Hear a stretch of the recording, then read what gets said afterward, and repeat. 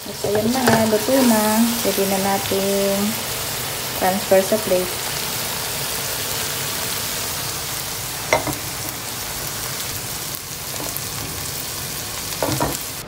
So, ayan guys, magluto tayo ng dahon ng kamote with chili at yung ating dark heavy. So, ito yung ating mga ingredients. Yan, maglalagay tayo ng minced garlic. Ito yung chili. Yung sabaw ng ano to, ng prawn, yung heavy. Ayan yung ating heavy. At ito yung ating sweet potato. So, let's get started guys. So, lagyan na natin ng cooking oil. Ayan, lagyan natin yung heavy. Fry lang natin guys. After nyan, pwede na natin ilagay itong ating garlic. Fry lang natin guys yung ating garlic. Ayan. Fry natin hanggang sa maging light brown yung ating garlic at malutong yung ating dry prawn. After nyan, pwede na natin ilagay yung ating chili.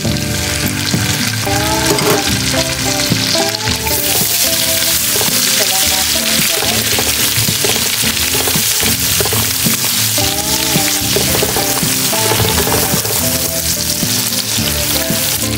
Ayan na nga. Pwede na natin ilagay yung ating gulay.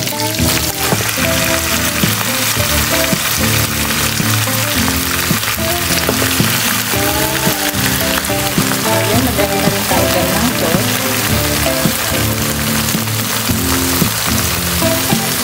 Mushroom seasoning. At haluin lang natin guys.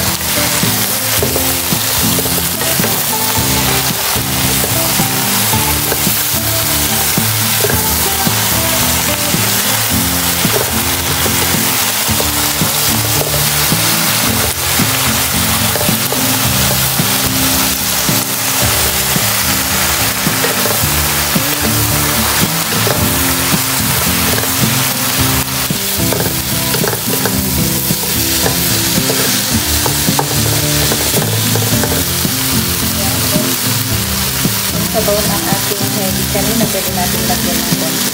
Huwag lahat kasi masyadong marami. Ayun na guys.